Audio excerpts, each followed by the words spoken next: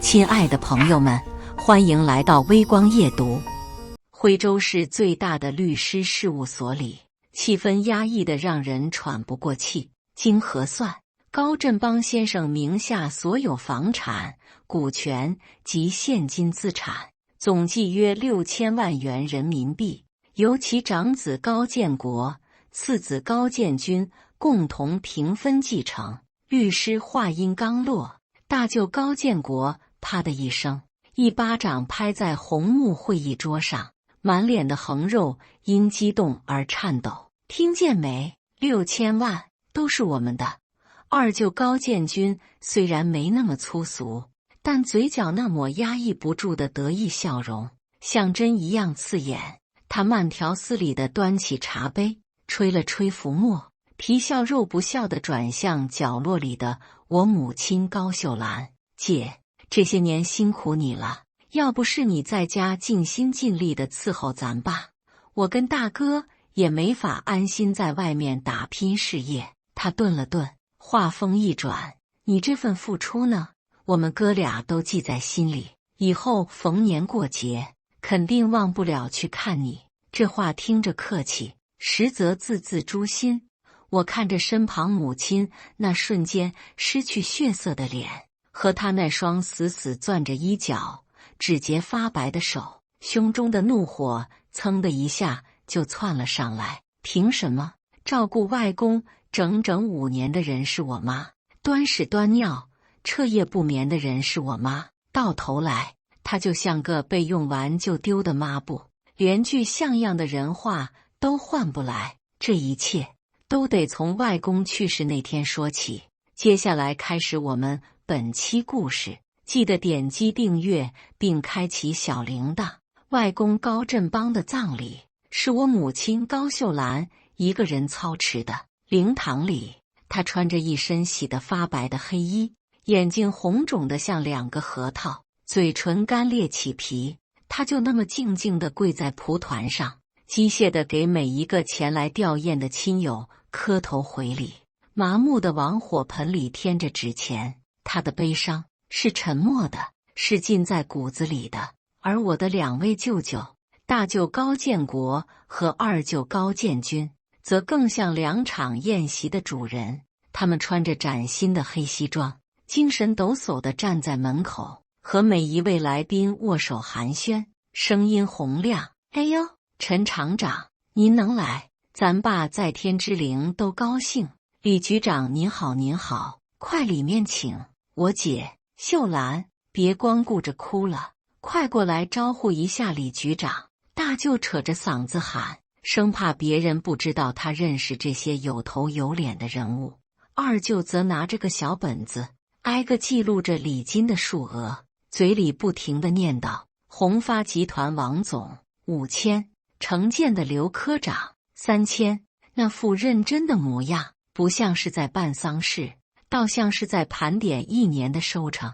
我站在母亲身边，看着她因过度劳累而微微颤抖的肩膀，再看看那2个满面红光、应酬的不亦乐乎的舅舅，心里像堵了一块大石头。外公生病最后那5年，是我妈辞掉了工作，搬回老宅，全天候照顾。舅舅们呢？大舅说自己生意忙，1个月难得来一次，每次放下几斤水果，拍几张照片发个朋友圈，配文愿父亲早日康复，然后待不到半小时就借口有应酬溜之大吉。二舅说自己单位管得严，请不了假，他来的倒是比大舅勤快点，1星期1次，可每次来都是坐在客厅沙发上，对着病床上的外公，大谈特谈自己单位的勾心斗角和未来的晋升空间。外公听得直皱眉，真正给外公喂饭、擦身、端屎端尿、半夜起来盖被子的人，只有我妈一个。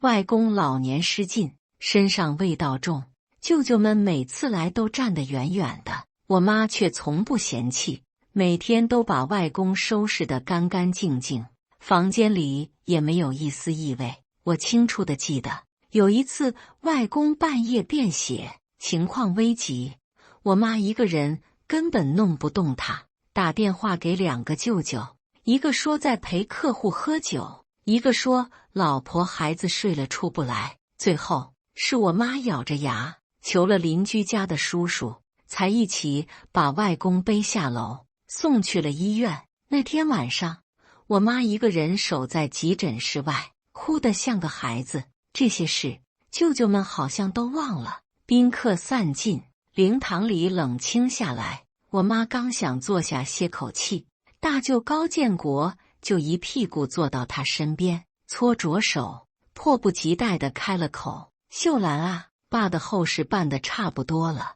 有件事咱们得聊聊了。”二舅高建军也凑了过来，眼神闪烁：“是啊，姐，爸走得突然，很多事都没交代清楚，尤其是他名下那些财产，得尽快理一理才行。”我妈抬起布满血丝的眼睛看着他们，嘴唇动了动，却没有发出声音。外公的老宅里，空气仿佛凝固了，墙上挂钟的滴答声一下一下敲在每个人的心上。爸才刚走，你们就这么着急吗？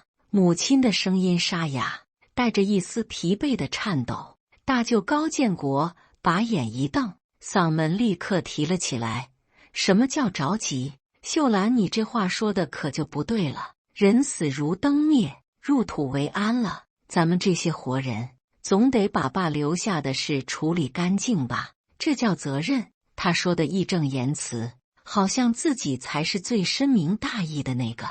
二舅高建军连忙打圆场，他扶了扶自己的金丝眼镜，慢悠悠地说：“姐，你别误会大哥的意思，我们也不是贪图爸那点东西，主要是爸名下那个老厂子，还有几处房产，牵扯的事情多，早点弄清楚，咱们也能早点安心，免得外人惦记。你说是不是这个理？”他说着，还特意瞥了我一眼，那眼神里的防备和暗示再明显不过。在他们眼里，我这个外孙恐怕也成了外人。我心里的火蹭的就冒了上来，忍不住开口：“二舅，外人惦记，谁是外人？我妈是外人，还是我也是外人？小袁，怎么跟长辈说话呢？”大舅把桌子一拍：“这里有你说话的份吗？大人的事，小孩别插嘴。”我不是小孩了，我梗着脖子反驳：“我只知道外公这5年是谁在跟前伺候，你们当儿子的加起来一共来过几次？现在外公尸骨未寒，你们就跑来谈财产，你们的心是肉长的吗？”这几句话像是捅了马蜂窝。高建国霍的一下站了起来，指着我的鼻子骂道：“嘿，你个小白眼狼，翅膀硬了是吧？敢教训起你舅舅来了？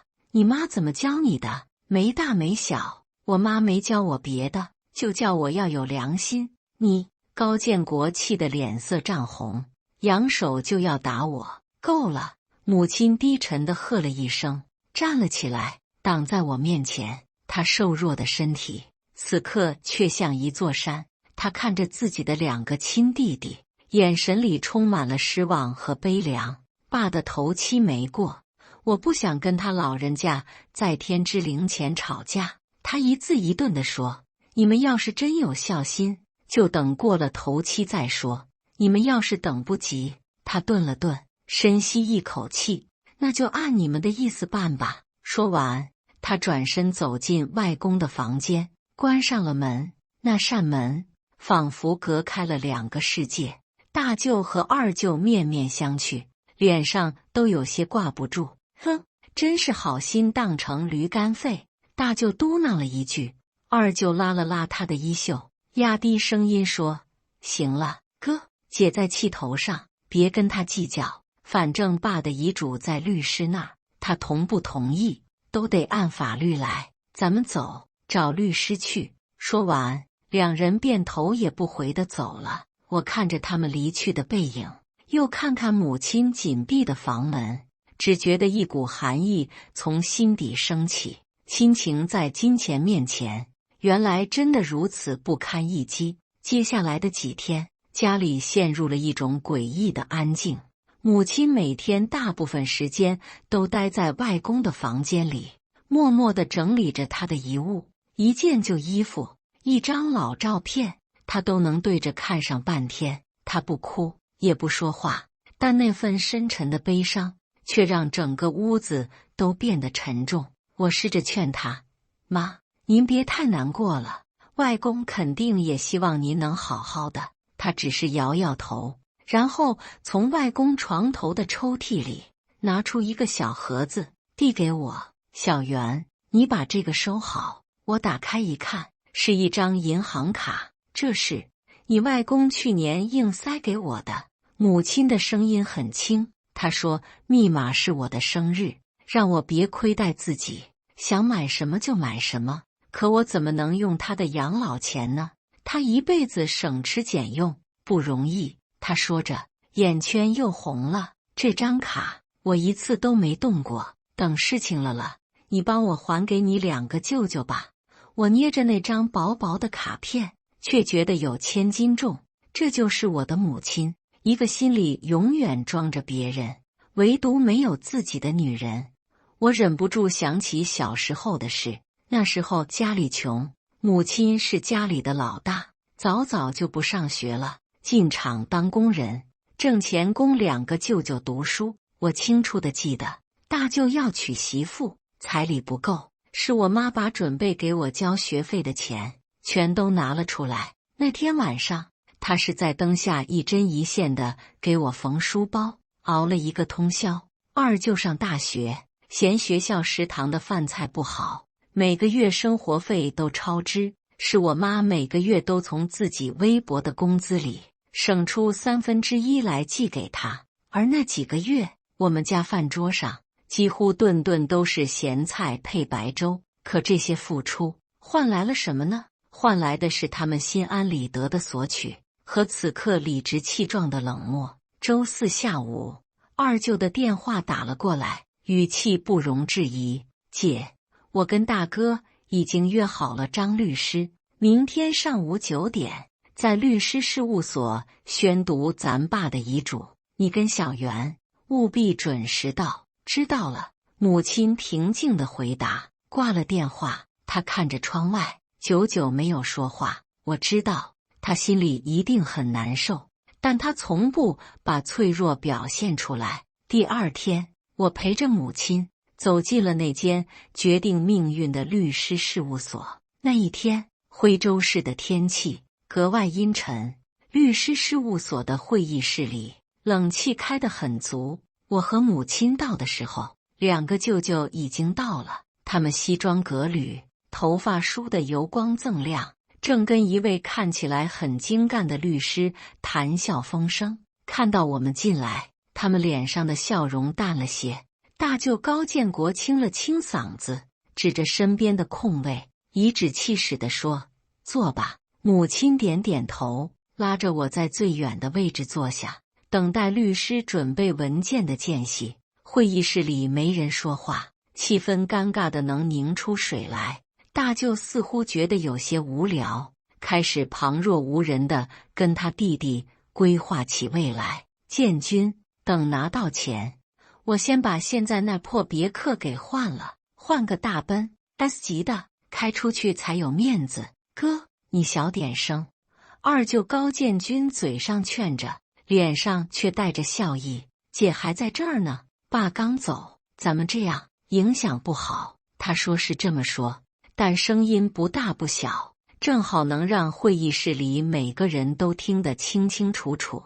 这哪里是劝阻，分明就是故意说给我妈听的。怕什么？大舅满不在乎的一挥手，咱爸的钱不给我们儿子，难道还给嫁出去的女儿不成？自古以来就没这个道理。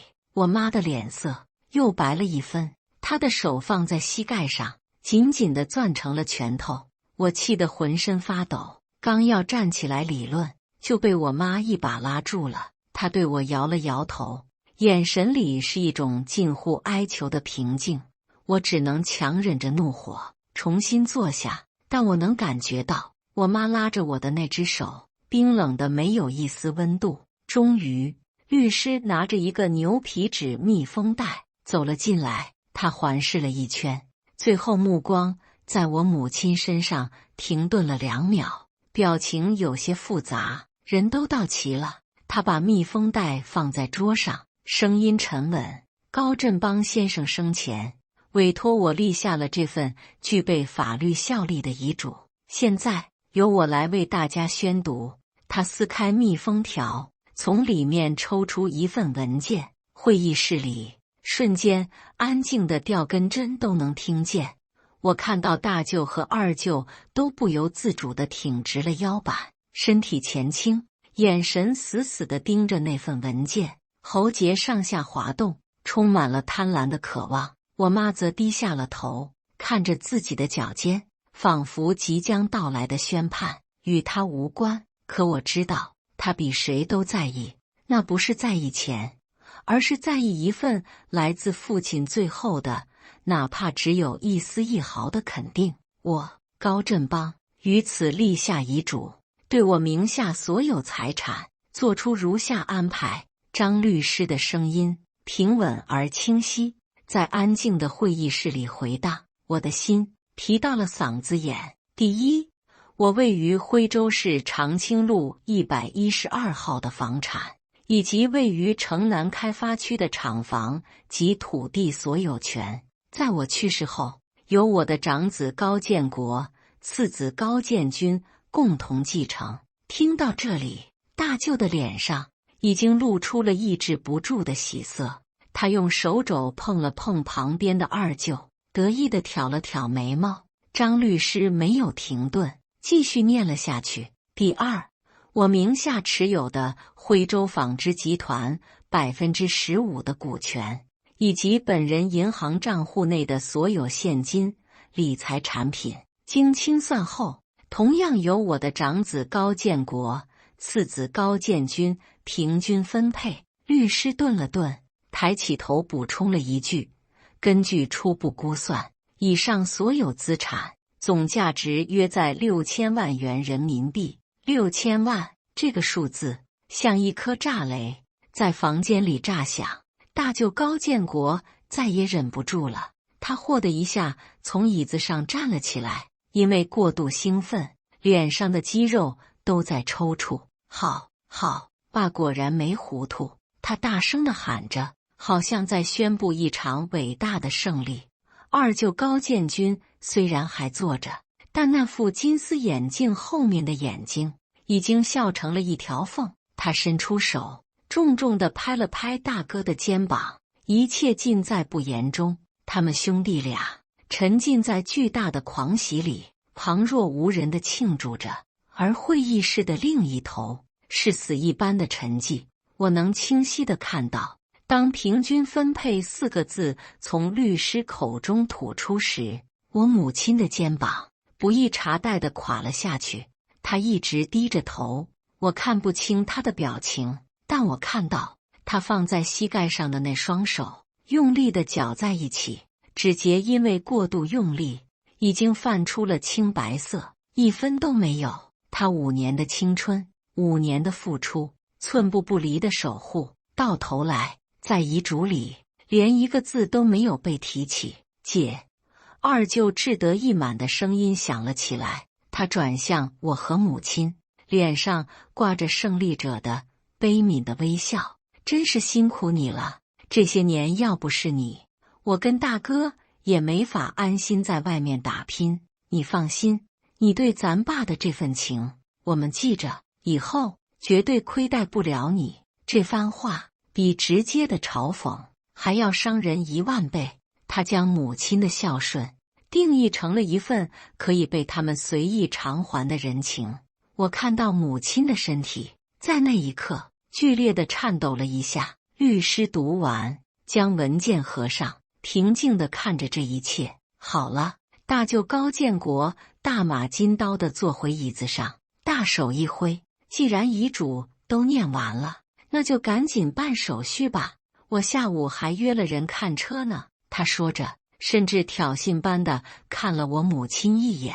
就在这时，一直沉默的张律师却做出了一个出人意料的动作。他看着几乎要开香槟庆祝的兄弟俩，平静地推了推眼镜，将那份刚刚合上的文件缓缓地翻到了另一面。他淡淡地开口说道：“别急，还有第2页。”张律师那句云淡风轻的“别急，还有第2页”，像一盆冰水，兜头浇在了高建国和高建军的狂欢之上。会议室里的空气瞬间凝固，大舅高建国脸上的狂喜僵住了。他愣愣地看着张律师，仿佛没听清。张律师，你说什么？我说这份遗嘱还有第2页。张律师重复了一遍，声音不大，却字字清晰。二舅高建军那副志得意满的笑容也僵在了嘴角。他扶了扶眼镜，镜片后的眼睛里闪过一丝不易察觉的慌乱。第2页，第1页不是已经写得很清楚了吗？所有财产由我们兄弟俩平分。他试图维持镇定，但微微颤抖的声音出卖了他。张律师没有回答他们，只是将文件翻到了崭新的一面，清了清嗓子，开始宣读。遗嘱附加条款如下：本人上述所有遗产的继承，附带一个绝对条件，即我的2名儿子高建国、高建军必须提供充分有效之证据，以证明其在我生命中最后5年内切实履行了为人子的主要赡养、陪伴及照护之责任。该等证据包括但不限于不低于5年期限的持续性、规律性的财务支持记录，医院及社区出具的关于个人护理、陪护的有效证明，以及3名以上无利益关系的邻里或亲友出具的关于日常陪伴与精神慰藉的书面证词。一字一句像一把把重锤，狠狠地砸在2个舅舅的心上。他们的脸色由红转白，再由白转青，精彩纷呈。这是什么意思？大舅高建国终于反应了过来，他像一头被激怒的公牛，低吼道：“什么叫证据？老子养儿子，天经地义，哪需要什么狗屁证据？”就是。二舅也急了，爸他肯定是老糊涂了，立这种遗嘱，这不是故意为难我们吗？张律师，这种附加条款在法律上根本就不作数吧？张律师平静地看着他们，像在看2个跳梁小丑。高先生，遗嘱人有权在法律允许的范围内对其遗产继承附加相应条件。这份遗嘱程序合法，内容清晰，具备完全的法律效力。他说着，念出了第2页的最后一段，也是最致命的一段。关于上述证据是否充分有效，其最终裁定权唯一且排他的授予我的女儿高秀兰女士。若高秀兰女士认定证据不成立，或在1个月期限内2位继承人无法提供任何有效证据，则本遗嘱第1页内容自动作废。这一下，整个会议室安静的能听到心跳声。如果说刚才的附加条款是晴天霹雳，那这最后一句就是直接宣判了他们的死刑。裁定权在那个他们刚刚百般羞辱、视若无物的姐姐手里。高建国和高建军2兄弟像被抽走了骨头一般，瘫坐在椅子上，面如死灰。他们同时转过头，用一种见了鬼似的难以置信的目光，死死地盯着角落里从头到尾一言未发的我母亲。会议一结束，2个舅舅就像闻到血腥味的鲨鱼，在走廊里堵住了我和母亲。秀兰，大舅高建国一把抓住母亲的胳膊，力气大得吓人，脸上挤出比哭还难看的笑容。秀兰，你可得想清楚了，咱们才是一家人，是亲姐弟啊。是啊，姐。二舅高建军也急忙凑上来，语气近乎哀求：“爸，他就是老糊涂了，跟你开个玩笑呢，你可千万别当真啊！你就是咱们家的功臣，我们怎么可能不认呢？”他一边说，一边从包里掏出一沓文件：“姐，你看，这是我们早就准备好的声明，你只要在上面签个字，就说我们兄弟俩一直都很孝顺，这事就算过去了。6000万啊，姐，咱们家就都发了。”我看着他们那副前倨后恭的丑恶嘴脸，只觉得一阵反胃。母亲轻轻地挣开了大舅的手，他抬起头，几十年来第一次用一种平静而陌生的眼神看着他的2个弟弟，尽孝没尽孝，他的声音不大，却异常坚定：“你们自己心里清楚，爸在天上也看着。”秀兰，你……大舅的伪装瞬间被撕破，他气急败坏地低吼：“你别给脸不要脸！你还真想把那6000万都吞了不成？我告诉你，没门！哥，你少说2句。”二舅连忙把他拉到一边，又转头对我妈说：“姐，你是不是还在生我们的气？我们错了，我们给你道歉。你想要什么？钱吗？好说，等拿到遗产，我们分你1000万，不，2000万，怎么样？这总可以了吧？”他像一个菜市场的商人，把亲情和尊严当成了可以讨价还价的货物。母亲看着他，忽然笑了，那笑容里带着无尽的悲凉和释然。“建军，你知道吗？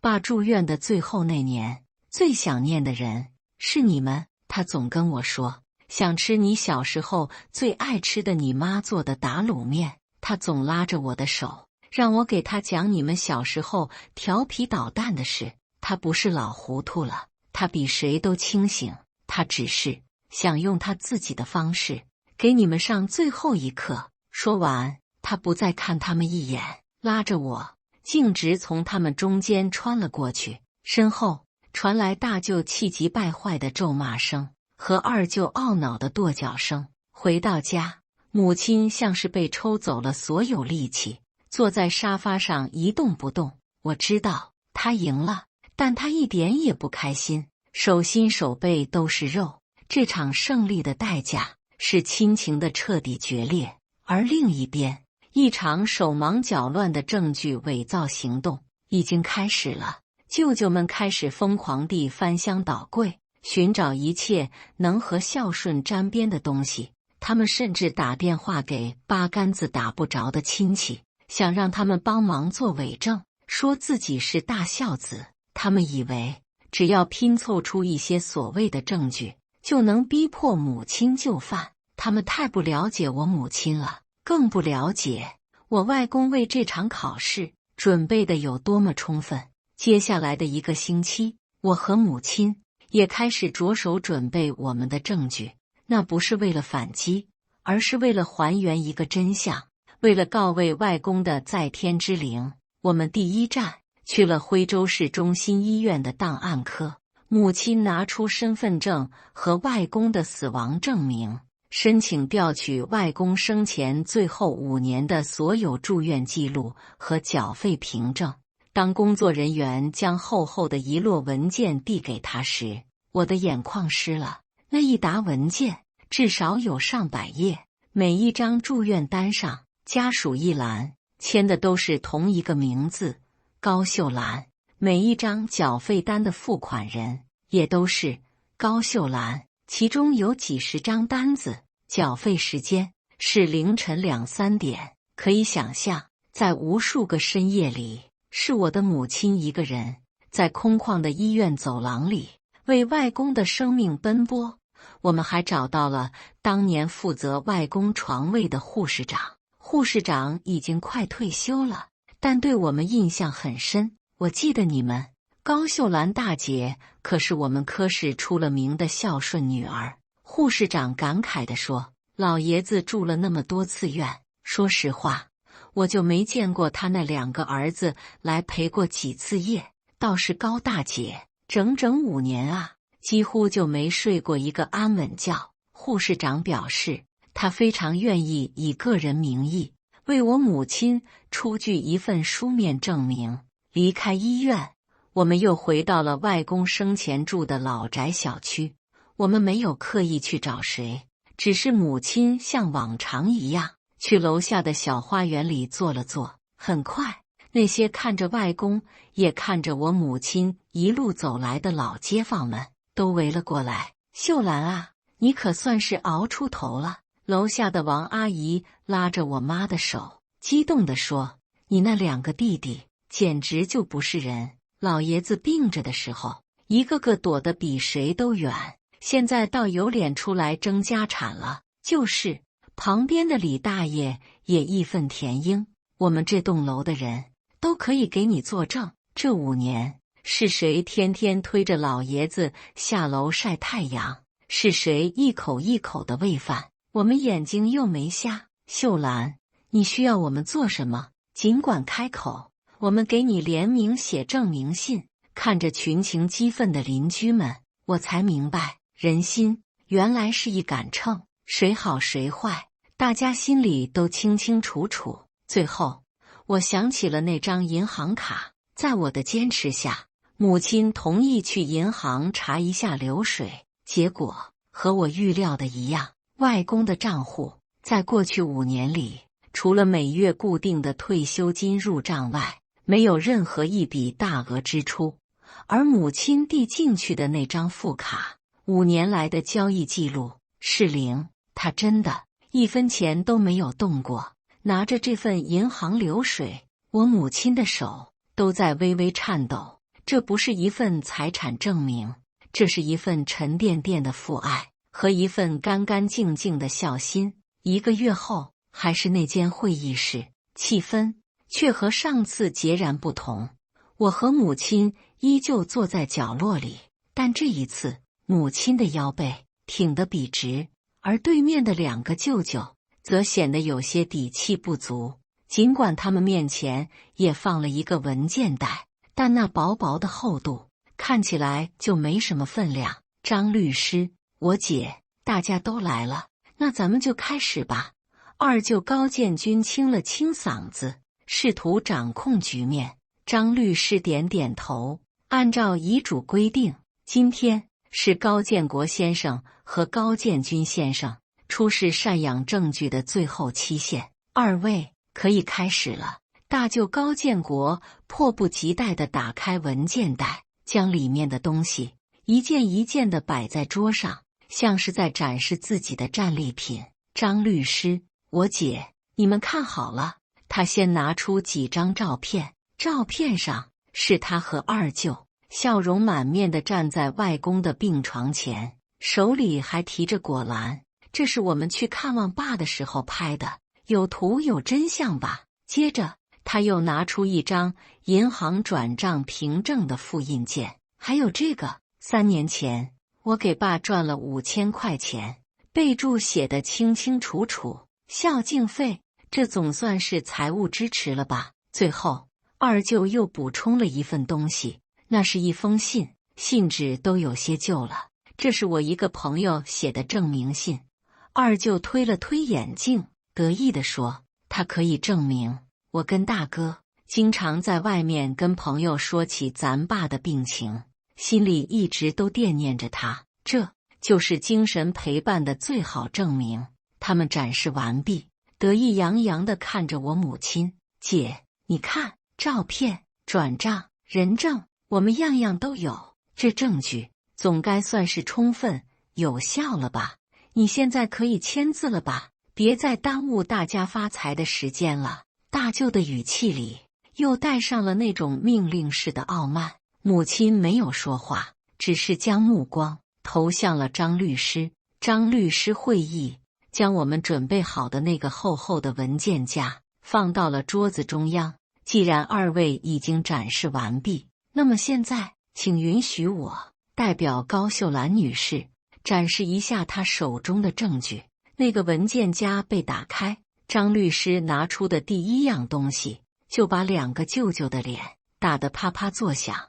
那是一份长达5年按月份整理好的银行流水，每一笔都是母亲自己工资卡上给外公医疗账户的转账记录，总金额触目惊心。这是什么？大舅高建国的眼睛都直了。这是高秀兰女士5年来为高振邦先生支付的全部医疗、护理及生活开销的个人出资记录。张律师的声音不带一丝感情，总计478600元。相比之下，高建国先生提供的这张5000元孝敬费凭证，我想关于财务支持这一项，谁更充分，应该一目了然了。二舅的脸已经变成了猪肝色。张律师没有停，他拿出了第2份文件，这是徽州市中心医院出具的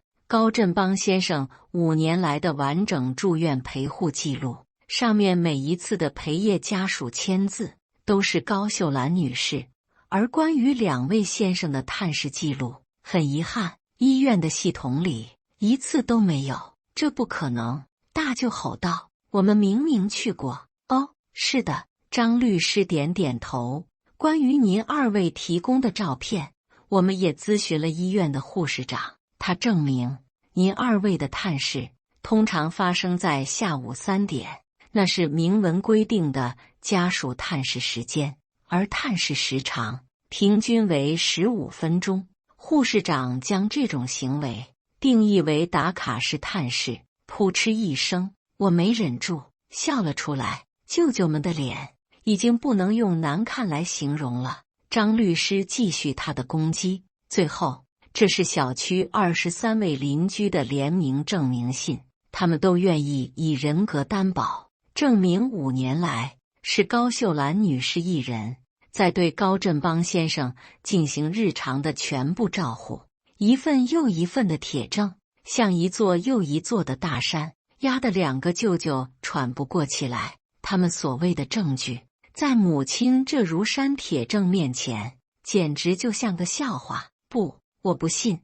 大舅像输光了的赌徒，做着最后的挣扎。爸，他不会这么对我们的，这里面肯定有误会。高先生，没有误会。张律师看着他，摇了摇头。实际上，高振邦先生本人也为今天的裁定留下了一份最重要的证据。说着，他从公文包里拿出了一个 U 盘，插进了会议室的投影设备。幕布上很快出现了画面，是外公的病房，视角似乎是从床头柜的一个相框位置拍摄的。画面里，外公躺在床上，母亲正端着一碗粥，一口一口耐心地喂着他。秀兰啊，别喂了，爸吃不下了。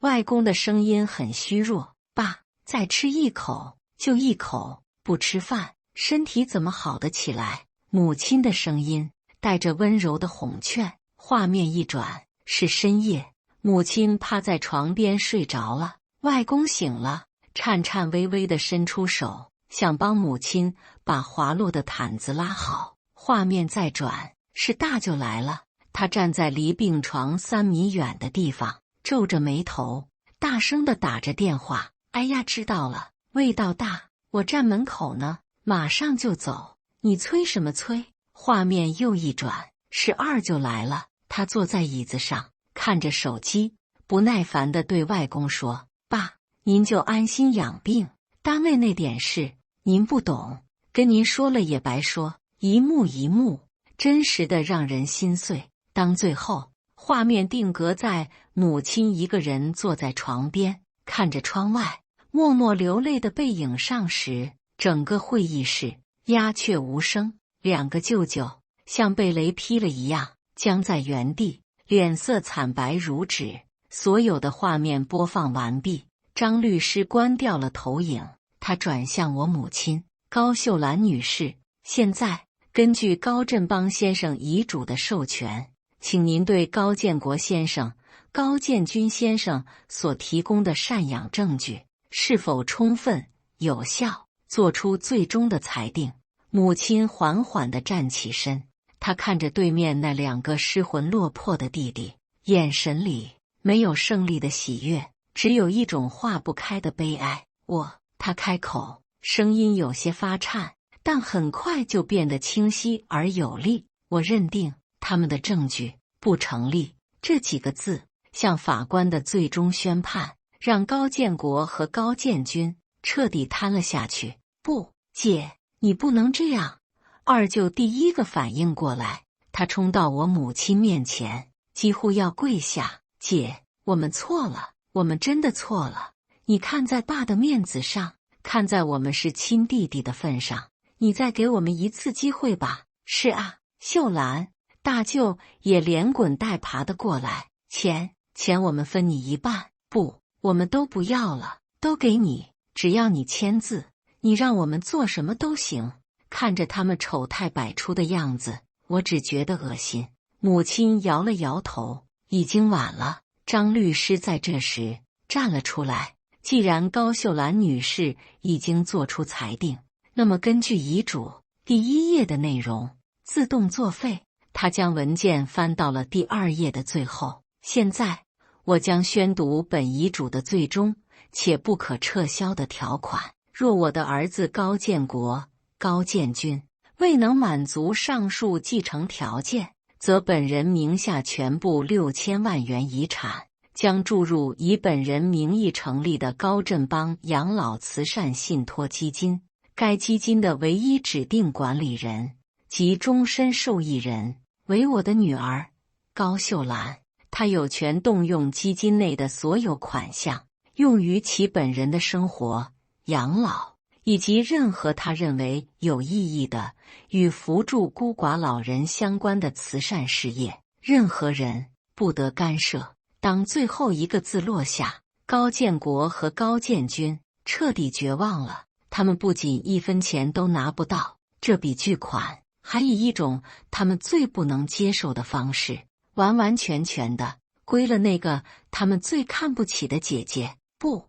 大舅发出野兽般的嚎叫，他冲上来，似乎想抢夺那份遗嘱，但一切都已尘埃落定。母亲看着他们，轻声说出了最后一句话：我给过你们机会，是你们自己把它扔掉的。外公的遗产风波很快就在整个徽州市的亲戚圈子里传得沸沸扬扬。高建国和高建军成了所有人眼里的笑话。2个大孝子为了争夺遗产，丑态百出，最终却竹篮打水一场空。据说大舅回家后，因为接受不了这个打击，中风住了院。他那个爱慕虚荣的舅妈立刻就跟他闹起了离婚。二舅的日子也不好过，他在单位本来就人缘不佳，这件不孝的丑闻传开后，领导找他谈了话，他那个即将到手的晋升机会也彻底泡了汤。恶人终有恶报，而我的母亲高秀兰生活却慢慢的走上了另一条轨道。她没有像舅舅们想象的那样立刻去买豪车住别墅，她做的第一件事是带着我去给外公的墓碑献上了一束最新鲜的菊花。她抚摸着外公冰冷的墓碑，轻声说：爸，您放心，您的钱女儿会用在正道上。她用那笔钱成立了振邦慈善基金，专门资助那些和外公一样需要帮助的孤寡老人。她还给自己和我在城里买了一套不大但很温馨的房子，房子有个大大的阳台，她把那里种满了花花草草。她甚至还给自己报了一个老年大学的书法班。我去看她的时候，她正戴着老花镜，在阳台的阳光下一笔一画地练习着。她的脸上带着一种我从未见过的发自内心的宁静和满足。妈，您这字写得真好，我由衷的赞叹。母亲抬起头对我笑了。小袁，人啊，活一辈子争的不是钱，是理，是心安。那一刻，阳光洒在她花白的头发上，镀上了一层金色的光晕。我忽然明白了外公的良苦用心，他留下的不是6000万的遗产，他留下的是一面人性的照妖镜，一个让善恶归位的机会。